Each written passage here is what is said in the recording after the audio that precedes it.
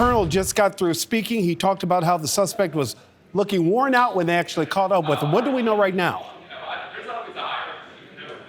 That's right, Nick. The press conference just wrapped up moments ago here. We now have all of the full details about what transpired before they were actually able to track him down.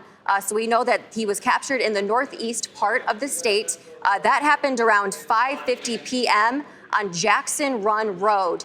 So what ended up happening, there was a tip from somebody that called into police. They said that they saw a suspicious individual earlier in the day. That was about 2 hours before the actual capture. So they worked very quickly to be able to track him down. They said that he was still wearing his prison pants.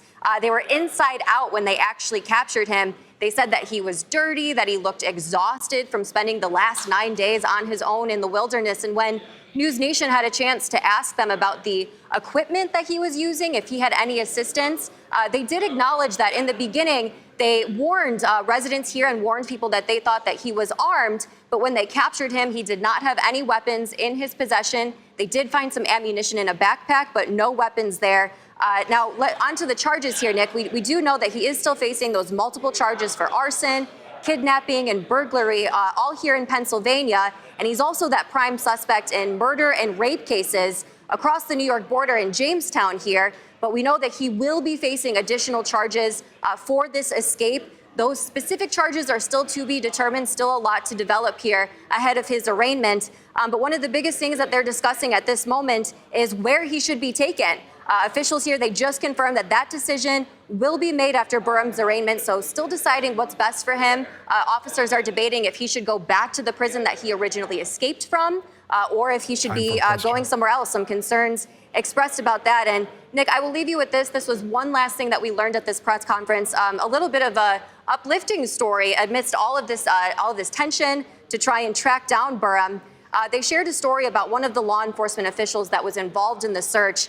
He was celebrating his last day in his position. He was wrapping up his job for good. And he said, "We have to find him today." And Nick, as we know, that's ultimately what they did. So everything has concluded here with the manhunt, and we will continue to bring our viewers the latest updates once we know the specifics about the additional charges he will be facing moving forward, Nick. Emily, I'm so glad you mentioned that. I swear I was going to ask you a question about that, but I do have one other question.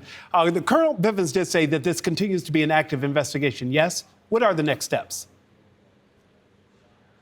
Again, the next steps, he is in custody now. So what they're going to try and do is piece together how he was able to escape, right? We still don't have the answers.